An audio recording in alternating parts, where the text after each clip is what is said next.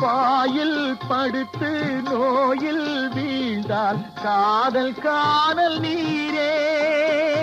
இது மேடு பள்ளம் தேடும் உள்ளம் போகும் ஞான தேரே. இல்லறம் கேட்டால் துறவறம் பேசும் இதயமே மாறிவிடு. நான் வாழ்ந்து பார்த்து சாய்ந்த தென்னை உன்னை நீ மாற்றிவிடு. இது கால தேவனின் கலக்கம், இதை காதல் என்